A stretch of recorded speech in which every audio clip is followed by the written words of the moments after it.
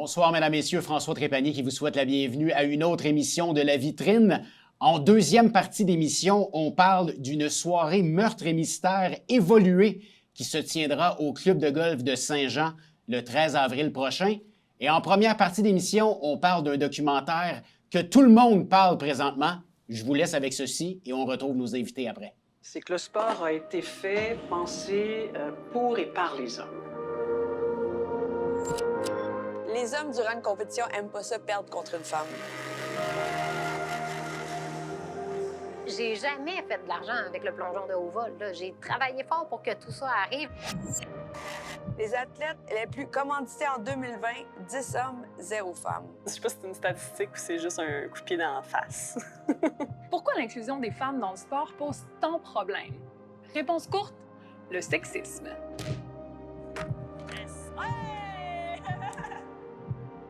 Switch frontside to air pull 1260.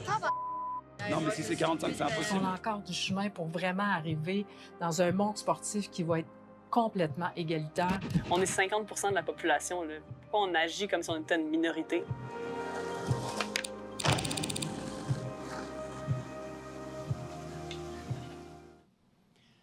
Bien heureux de parler du documentaire Sportive sur l'adrénaline avec la réalisatrice Joanie Garreau qui est avec nous. Salut Joanie. Allô. Et une des figures populaires du documentaire, quelqu'un que vous connaissez bien. Et moi aussi, je la connais très bien. On va mettre les gens dans le contexte pour ceux qui ne le savent pas. Elle est ma conjointe depuis près de 4 ans, la plongeuse Lisanne Richard. Salut Lisanne. Salut, ça fait longtemps? Ça fait longtemps, on s'est vu tantôt à la maison. Joanie, premièrement, parlons du documentaire Sportif sur l'adrénaline qui a passé à Télé-Québec il y a 2 semaines environ. Documentaire qu'on a parlé beaucoup, qu'on a entendu parler vraiment sur la place des femmes dans le sport. C'est ton bébé, ce documentaire-là. Ouais. Comment est venue l'idée de vouloir faire un documentaire vraiment axé sur la place des femmes dans le sport comme ça? Ben moi, je suis une sportive de base, puis j'ai toujours fait le sport, on dirait, avec les gars. J'ai toujours été une one of the boys, comme on dit dans les termes. Puis fait que le sport faisait vraiment partie de ma vie, puis j'avais fait une série sur le snowboard, puis j'avais suivi 5 gars, tu sais. Puis après ça, je me suis dit, mais écoute, c'est juste des gars, tu sais. Comme il doit en avoir des femmes, puis je m'étais mise à chercher, puis oui, il y avait plein de femmes qui étaient championnes dans leur catégorie, tu sais, dont j'avais trouvé Lisanne à ce moment-là. Fait que ça, on parle de 7 ans. Puis de fil en aiguille, j'ai comme, ben voyons, ça fait pas de sens qu'on n'entende pas parler, ou que quand on entend parler, c'est pas nécessairement pour les bonnes raisons. Tu sais, je pense à en 2018, quand Chloé Kim avait gagné, il y avait un animateur, une médaille d'or, un animateur qui avait dit « That little piece of ass ». Ça fait pas de sens, tu sais. Fait que ce genre de choses-là, je me suis dit, ben je vais creuser plus loin, voir si le sport est égalitaire, parce que je savais que non, mais j'étais pas certaine. Et tout ce que j'ai découvert, c'était comme, oh my God, tu sais, il faut en parler, puis il y a trop de choses qu'on sait pas, monsieur et madame tout le monde, pour faire un changement, tu sais. Lisanne, qu'est-ce que ça représente pour toi d'avoir été l'une des athlètes sélectionnées pour ce documentaire? Mais c'est vraiment une chance. Là. Il faut que les gens l'écoutent. Là. Écoutez-le à la maison. C'est tellement bon. C'est sur la plateforme de Télé-Québec, je tiens à le dire. Là. Oui, ça passe à la télévision, mais les gens peuvent le regarder en ligne. Oui, puis il y a aussi les capsules avec la relève. Mais en fait, tout est tellement bon. Le souci du détail, là, bravo, là, ce travail-là, la musique, là, on était émus en l'écoutant. Puis les témoignages que je reçois, les gens le sont aussi. Donc, c'est de la poésie, c'est beau, puis en plus, c'est tellement porteur de sens, qui est tellement actuel. On parle du milieu sportif, mais ça fait du bien à des gens de plein de milieux. On reçoit des témoignages de gens qui ne sont pas dans le milieu sportif, mais qui font « Oui, tu sais, ce qu'elle nous dit, Annie, là, les femmes, on est 50 % de la population. Pourquoi on agit comme si on est une minorité? » Tu sais, j'ai l'impression que ça fait du bien de porter ce message-là haut et fort, puis je suis fière d'en faire partie. Joanie, quand est-ce qu'a commencé le début des tournages? Parce que veux pas, on va le voir dans le documentaire. Tu sais, tu suis plusieurs athlètes un peu partout. Tu sais, qu'on pense à Cynthia Gauthier, vous êtes allée aux États-Unis. Laurie Blouin, la même chose. Lisanne, c'était plus facile, c'était ici au Québec. Mais ça a été sur une période de combien de temps? Le tournage a duré environ 1 an. T'sais, on a commencé vraiment les tournages en janvier 2024 avec les X Games, justement. T'sais, ça a été le lancement. C'est comme, OK, il faut absolument être aux X Games pour Laurie Blouin. Mais avant ça, ça faisait 1 an qu'on était en développement. Fait que c'est quand même très, très long. tout le processus pour ça. Puis quand on a commencé, quand on a déposé le projet, la Ligue professionnelle de hockey féminine n'existait même pas. Fait que, juste déjà, il y a tellement d'évolution. Et là, comme 2 ans plus tard, c'est diffusé, puis on est déjà dans un changement. Il faut juste faire attention faut continuer ça et tout ça.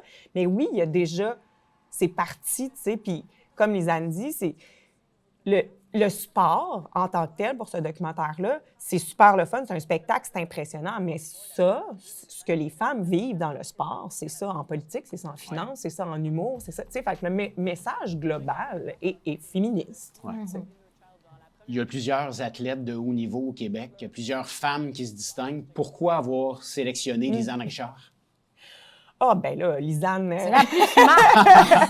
Ça, on le sait, mais sûrement pas juste pour ça, Joanie. Bien, parce que, nous, on voulait choisir des femmes qui font du sport extrême. C'est le plongeon de haut vol, c'est tous les sports qui sont prises de risque. On retrouve beaucoup moins de femmes, puis on encourage moins les femmes à le faire. Donc, on voulait faire sortir des femmes qui avaient fait ça. En plus, Lisanne, elle a une famille. 3 enfants. Ben oui, ensemble, on en a 5. Bon.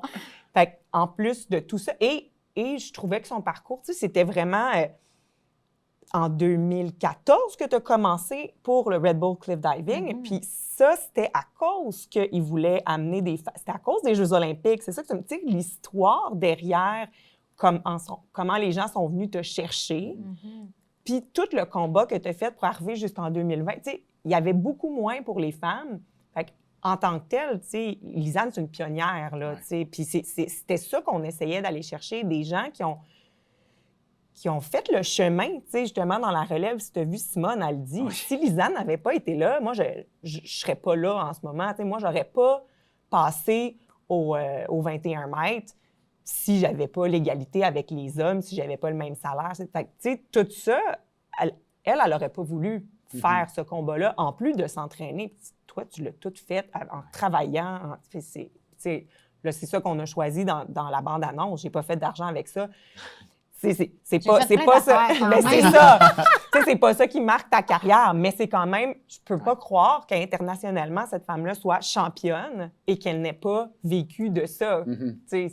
Pour moi, ça fait pas de sens. Lisanne, qu'est-ce que les gens vont découvrir, ceux qui vont regarder le documentaire, sur toi dans ce documentaire-là? Ce qui est intéressant, c'est que Joanie t'a suivi également dans sa vie de tous les jours. Elle est conférencière, conférence dans l'école de sa fille Flavie. On voit la réaction des élèves quand elle arrive dans l'école. « Allô, Lisanne », tout le monde la connaît. Comment tu as apprécié ça d'avoir l'équipe de tournage avec toi à l'école, puis également aux régates de Sorel-Tracy où tu as effectué un plongeon? Bien, ça me rend super émotive. Tu sais, comme on l'a vu une couple de fois, j'ai vu Flavie voir le documentaire, le témoignage de Flavie. Puis même la façon que c'est monté, on me pose souvent la question, c'est quoi ton plus grand accomplissement? Puis les gens s'attendent tout le temps à ce que je dise, tel trophée, tu sais. Mais moi, ça a été de porter tout ça à bout de bras puis de continuer de le faire en étant une bonne mère présente pour mes enfants, tu sais. Puis Flavie, ce qu'elle dit, c'est tellement touchant. Je veux dire, j'y pense, j'ai le goût de pleurer. Tu sais, comme que je suis un modèle pour elle. Être un modèle pour ses propres enfants, naturellement, on l'est, mais il y a comme un autre niveau d'admiration qui est tellement touchant. Tu sais, je sais pas si ça m'a fait du bien de voir ça. Il y a une fierté aussi des jeunes de l'école d'avoir passé à la télé. Tu sais, c'était comme le fun d'amener la communauté là-dedans. Puis il y avait une intimité aussi dans le plongeon à Sorel, comment j'étais touchée après. Parce que ce qui me touche, c'est marquer les gens. C'est ça qui me touche dans Flavie, d'avoir un pouvoir de la marquer comme ça, mais du public aussi. Donc, j'ai trouvé ça le fun, que ce soit pas au niveau compétitif, puis que ce soit au niveau implication dans la société. Là, dans le fond, Sorel, on était dans un événement public qui n'était pas compétitif, puis les conférences aussi. Tu l'as dit, Joanie, Simone Latehead, qui est une figure rendue bien connue, qui performe sur le circuit Red Bull Cliff Diving, entre autres, une Québécoise qui a eu de bons mots sur Lisanne dans sa partie. On le sait, la plateforme au Stade olympique, au Parc olympique, si Lisanne porte le nom de Lisanne Richard, si Lisanne n'avait pas été là, cette plateforme ne serait peut-être pas installée présentement. D'avoir des pionnières comme ça qui ont tracé le chemin, j'imagine que tu t'en fais parler après la diffusion de la sélection, je ne veux pas dire des acteurs, là, mais les personnages que tu as eus dans ton documentaire. C'est sensationnel d'avoir eu des filles comme ça. Ben moi aussi, je trouve. Tu sais, j'avais des gens en tête, bien sûr, mais que tout le monde ait embarqué. Puis tu sais, juste présentement, là, d'entendre ton feedback, tu sais, je suis sincèrement touchée, tu sais, parce que c'est ça aussi, c'est que tu te rends à la fin, puis tous les gens qui ont participé, tu te dis, ben j'espère qu'ils vont aimer ça, puis j'espère qu'ils vont aimer comment ils sont représentés, puis parce que, tu sais, il y a un gros travail de montage derrière tout ça. Mais je suis super contente de... Tu sais, le but à travers tout ça, c'était de donner de la visibilité à ces femmes-là parce qu'elles en ont pas. Tu sais, ben, t'es déjà une des chanceuses dans les médias, tu sais, mais quand même, on n'entend pas assez parler, mais beaucoup, tu sais, surtout la relève. Je suis comme, ben voyons donc, tu sais, il faut qu'elles aient leur moment pour voir comment elles sont extraordinaires. Parle-moi du flash que tu as eu d'aller chercher Marie-Josée Turcotte, qui est une grande pionnière du journalisme sportif au Québec. L'émission commence avec elle. Ça a été un flash de génie, là, je te le dis. Mais est-ce qu'elle a embarqué tout de suite dans l'aventure quand tu lui as parlé? Oui, c'est ça, tu sais, mais sincèrement, ça, c'est un flash de Télé-Québec. Okay. C'est un flash de la chef de contenu. Sur le coup, j'étais vraiment comme... Ah, je sais pas, tu sais. En fait, je me suis rendu compte parce que j'avais peur qu'elle dise non. J'étais comme, tu sais, c'est vraiment hot si Marie-Josée Turcotte vient parler de l'histoire des femmes dans le sport. Tu sais, c'est la première journaliste puis chef d'antenne aux Jeux olympiques. Puis la façon de traiter les femmes dans le sport aux Jeux olympiques est différente aussi que les médias traditionnels de tous les jours. Il y a vraiment quelque chose de très fort par les Jeux olympiques, du pourquoi que la femme est maintenant représentée, là, des lois qui ont été mises. Mais oui, elle m'a répondu tout de suite. J'ai envoyé un simple courriel, puis elle a embarqué dans le projet parce que ça venait la toucher. Puis, tu sais, je pense que c'est ça qui a fait en sorte que tout le monde a répondu à l'appel. Ça vient les toucher. Fait qu'ils sont généreux. C'est son histoire aussi. Tu sais, on parlait, c'est l'histoire de plusieurs femmes. Je veux dire, c'est son histoire aussi. Elle aussi est pionnière là, dans son domaine, qui est le milieu sportif également. Donc, c'est tellement bien. Là. Moi, je l'adore, cette femme-là. Là. J'étais vraiment heureuse quand j'ai vu qu'elle était de la distribution. On a fait un voyage ensemble en Irlande. Dans le temps de Podium, elle est venue en Irlande avec moi.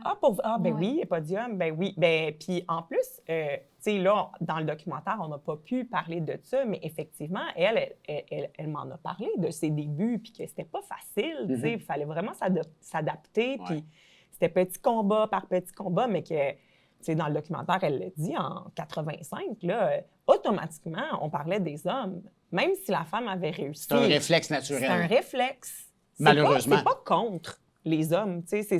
C'est pas ça, en fait. Puis c'est important pour moi dans le documentaire. Puis j'espère que les hommes qui le regardent, parce que je veux que les hommes le regardent, c'est pas juste un documentaire de femmes. Au contraire, parce que ça prend des hommes alliés qui aident à donner des places aux femmes. Parce que les femmes, il faut qu'ils prennent leur place eux-mêmes, mais il faut aussi avoir des hommes qui nous aident là-dedans et qui se rendent compte, qui prennent conscience que ça reste un boys club parce que, par réflexe, c'est comme ça. C'est pas de la méchanceté. C'est prendre conscience de ce réflexe-là qu'on a de tout de suite attribuer un poste ou de mettre de l'avant les hommes. C'est sûr que tant qu'on va comparer le sport féminin au sport masculin, au niveau des performances, comme dans le plongeon d'eau vol, les gars, ils sautent à 28 mètres. 27. Bon, c'est différent. Puis là, tu te dis, c'est plus impressionnant. C'est pas plus impressionnant. C'est juste que les corps sont faits différemment. Faut pas comparer. Faut comme, OK, les filles sont rendues là, yes, on encourage ça. Mais c'est sûr que si on compare toujours avec la performance des hommes, là, en snowboard, on est rendu à des 1440. Cette année, les gars sont rendus à des 2340. Mais c'est super hot, un 1440 pour des femmes. Tu sais, on est rendu là. Moi, je capote. Voilà. Lisanne, il reste 2 minutes. Pour les gens qui ne sont pas au courant, tu vas faire un retour à la compétition. Tu t'entraînes à temps plein présentement. Et quand on regarde le documentaire, on t'entend dire « lorsque je compétitionnais, lors de mes années de compétition ». Donc, peut-être que les gens ne sont pas au courant. Rapidement, qu'est-ce qui fait qu'à 43 ans, tu as décidé de retourner dans ce cirque de la compétition? Parce que je suis encore capable. Mais il n'y a pas juste ça, il y a le souhait de le vivre maintenant. Ça a tellement évolué, mon sport, à travers les années, puis grandement, surtout au Canada, étant donné le travail que j'ai fait. Puis éventuellement, on a eu la compétition Red Bull Cliff Diving à Montréal pour laquelle je faisais l'animation. Puis j'ai comme réalisé que, OK, je veux être dans les airs par rapport au plongeon. Donc, il y avait cette envie-là de cesser d'envier, puis de juste y retourner, puis de jouer avec tout le monde. Ouais. C'est important d'avoir des partenaires hein, pour quand on se lance en retour à la compétition. C'est quand même un sport que vous n'êtes pas payé par l'équipe canadienne pour le pratiquer. Oui, les déplacements sont payés, mais d'avoir des... Je lance un appel là, aux gens de la région, des partenaires locaux qui sont là. Tu en as déjà quelques-uns? Ben oui, entre autres, Olivier Kia McMasterville. Là, je remercie Mathieu, qui est formidable, qui a répondu à l'appel. Puis clairement, c'est vraiment des très grands alliés. Puis justement, d'avoir des partenaires régionaux, c'est important pour moi parce qu'on a la fierté régionale. Ouais. Puis clairement, je me déplace à tous mes entraînements. Mais tu sais, c'est important de dire que les athlètes ne sont pas payés pour... Tu sais, tu ne gagnes pas ta vie avec ça. Donc, d'avoir des partenaires... L'importance est là, là. Clairement, parce que ça prend quand même mon temps à temps plein, mais je travaille en plus. Mais c'est sûr que plus on a de partenaires, plus on peut se concentrer uniquement ou du moins sélectionner mieux toutes les obligations autres. Donc, on continue à donner des conférences aussi? Ben oui, puis j'adore ça. C'est vraiment formidable. Joanie, il reste 30 secondes. Si les gens qui sont à l'écoute veulent aller visionner le documentaire, où est-ce qu'on peut trouver le lien?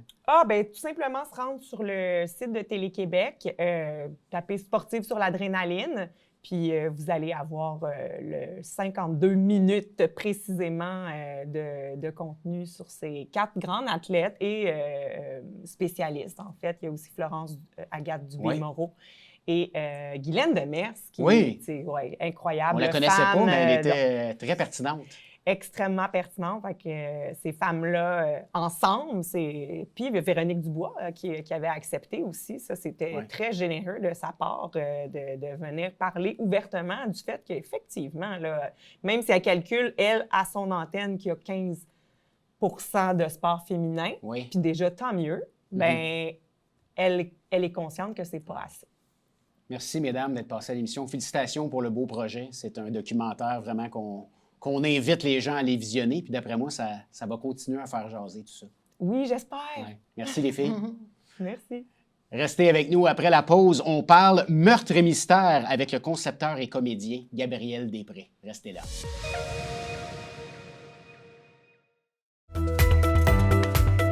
Ici Mario Tremblay. Je vous donne rendez-vous à la tribune TVHR, votre émission d'affaires publiques présentée les mardis, mercredis et vendredis à compter de 17h. C'est un rendez-vous.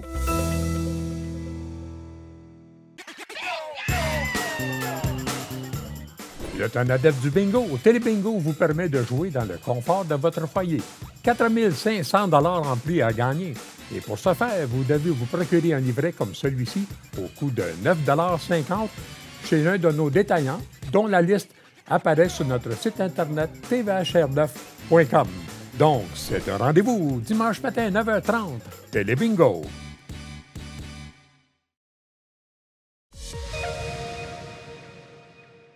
Nous sommes de retour à la vitrine et le 13 avril prochain, du côté du club de golf de Saint-Jean, se tiendra une soirée inusitée que mon collègue Mathieu m'avait envoyé l'information. Il dit ça, c'est intéressant, on va l'inviter à la vitrine. Meurtre et mystère évolué avec le concepteur et comédien de la région, Gabriel Després, qui est avec nous. Salut Gabriel. Bonjour François. Bienvenue à l'émission. Merci. Écoute, premièrement, avant de parler du meurtre et mystère évolué, j'aimerais que tu nous parles un peu de toi, qui tu es. Tu es comédien, je suis allé voir, tu es même sur le site de l'Union des artistes. Parle-moi un peu de toi, de ton parcours. D'accord. Alors moi, au tout début, au secondaire, je voulais être comédien. Je suis embarqué dans une agence, j'ai vu un peu les plateaux, puis rapidement, je me suis intéressé à ce qui se passe en arrière, parce que c'est quand même assez intéressant de voir comment on fait un film. Fait que j'ai embarqué un peu dans les deux. Comédien, beaucoup plus difficile d'avoir le contrôle sur quand est-ce que je fais des projets. Puis derrière, beaucoup plus facile de dire, je pars un projet, je fais mon équipe, et je décide quand est-ce qu'on tourne. J'ai fait du théâtre. J'aime beaucoup plus le cinéma que le théâtre. Et d'ailleurs, j'ai eu quelques petits rôles par-ci, par-là. Tu peux nous en parler? Est-ce qu'il y a des projets qu'on a pu te voir? Oui, mettons, ça fait un bout de ça, mais à Canal D, j'ai été 2 fois dans des émissions Enfant tueur et Un tueur si proche. Donc, j'ai tué quelques fois. Donc, ça me ramène un peu au concept que j'ai décidé de mettre sur pied récemment. Parlons-en justement de ce concept, un meurtre et mystère évolué. Les gens sont sont habitués, je dirais, d'avoir un jeu meurtre et mystère à la maison, d'inviter des gens, de se faire un repas, prendre un petit verre de vin et de jouer au meurtre et mystère. Qu'est-ce que c'est une soirée meurtre et mystère évoluée? Alors, le mot « évoluer » ici, ça fait référence au fait qu'il n'y a pas seulement des joueurs, mais aussi des acteurs. OK. Donc, j'ai 6 comédiens qui accueillent les joueurs dans une thématique précise. Donc, cette année, ce que j'ai décidé de faire, c'est la 2e fois que je le fais, c'est une thématique de golf. OK. Donc, c'est un peu spécial. C'est pas tout le monde qui joue au golf. Mais là, tous les joueurs font semblant qu'ils sont des joueurs de golf et ils viennent à un party pré-saison. Donc, les acteurs, la plupart simulent qu'ils sont des joueurs de golf dans une équipe. OK. Puis, ils les accueillent. C'est un party. Il y a quelqu'un qui organise ça. Fait que tout le monde est là pour célébrer la nouvelle saison qui va commencer. Et puis, mes comédiens, moi, je suis en arrière dans la régie et je leur parle dans l'oreille. Ils ont une oreillette. Donc, je leur dis, OK, moi, je regarde les caméras de surveillance que j'ai installées aussi. OK, c'est le moment de te déplacer dans telle pièce. Parce qu'ils savent qu'il y a un scénario qui est déjà préécrit. Donc, ils savent à quel moment ils sont censés faire une action à telle pièce ou aller à un autre endroit pour telle autre chose. Les joueurs voient des choses pendant la soirée, mais ils font comme si c'était un party normal. On a de la musique, on s'amuse, des trucs à manger, tout pour faire la vie réelle, quoi. Puis, éventuellement, moi, j'envoie aussi des textos aux joueurs pour dire « Tu dois bouger dans telle pièce. » Tu fais semblant que tu allais faire n'importe quelle action dans cette pièce-là. Et éventuellement, un joueur est amené à trouver le cadavre d'un des acteurs. OK. Et là, il doit alerter tous les autres joueurs et dire « J'ai trouvé un cadavre. Qu'est-ce que les gens ont vu? Quand est-ce que c'est la dernière fois qu'on a vu cet acteur-là? Qui était avec et tout ça? » Et là, ils doivent déterminer ensemble qui a fait ça. Puis là, les acteurs jouent le rôle de « c'est la vraie vie, il y a quelqu'un qui a été tué ». Donc, ils changent complètement de personnalité. OK. Et c'est de trouver comment s'adresser aux acteurs pour aller chercher des informations de « je sais que tu es en deuil en ce moment ou que tu es paniqué, mais qu'est-ce que tu as vu à tel moment? Pourquoi tu es allé à telle place? » Il s'agit de poser les bonnes questions. Et en 1 heure, après avoir trouvé le cadavre, ils doivent trouver la solution. Est-ce que c'est un concept qui existait déjà à la base? Ou est-ce que tu es allé chercher l'idée ailleurs ou c'est un concept qui est propre à toi? En tout cas, selon moi, ça n'existe pas encore. J'avais fait des recherches un peu. Je me suis inspiré du vrai meurtre et mystère, mais l'idée est venue du jeu de Clou, donc le Clou très connu, que j'avais envie d'inviter mes amis à jouer des rôles pendant une soirée, puis qu'il allait avoir quelqu'un qui allait être le meurtrier, puis entre eux devaient trouver qui était. Puis c'est devenu beaucoup plus grand avec un de mes amis qui s'appelle Colin Cardinal, que je salue. On salue. Qui a travaillé avec moi sur la première version, qui m'a aidé à pousser le concept un peu plus loin. Il a dit « OK, mais ça, c'est intéressant, mais mettons que si on faisait un peu plus réel avec des joueurs, et là, j'ai poussé ça pour rendre ça différent de ce qu'on connaît déjà. Et je pense que ça n'existe pas encore. Donc, j'aimerais monter mon entreprise avec ce projet-là que j'affectionne beaucoup. Comment on prépare des comédiens pour une soirée comme ça? Parce que, veux pas, tu parles de théâtre, tu parles de cinéma, de téléroman, il y a des répétitions, on peut se pratiquer un peu. Vous autres, comment tu prépares ta gang à tout ça? C'est une très bonne question, en fait, parce que on a une répétition sur les lieux que les comédiens doivent... je leur montre le scénario, à tel moment, tu dois bouger. Le scénario est vraiment pas très clair. C'est un minutage de déplacement et tout ça. C'est difficile à lire, mais j'utilise les appareils pour voir si ça fonctionne. Je leur dis, OK, on fait un test, donc minute 0, OK, on part, puis là, je leur parle. Tu dois aller dans telle pièce, fais semblant que tu interagisses, là, il n'y a pas de joueur. Fait que c'est ça qui est très difficile. Ils ne peuvent pas être complètement préparés jusqu'à temps d'arriver au moment, le jour J, avec des vrais joueurs qui ont un comportement qu'on ne connaît pas, qui ont des questions, qui vont interagir d'une façon avec eux que c'est de l'improvisation pure. C'est là, je m'en allais. Veux pas, les acteurs, la majorité, vous avez une formation également en improvisation. Vous avez tous fait de l'impro au secondaire. C'est là que les capacités d'improvisateur vont aider énormément pour une soirée comme ça.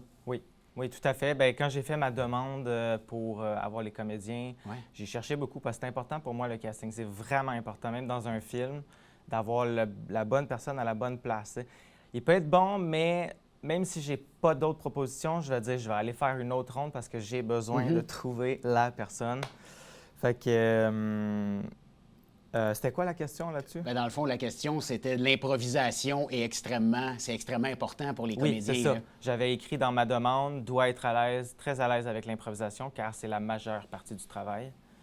Donc oui, la plupart des acteurs sont prêts à improviser là-dessus parce qu'il y a zéro texte. Là. Il y a vraiment pas de...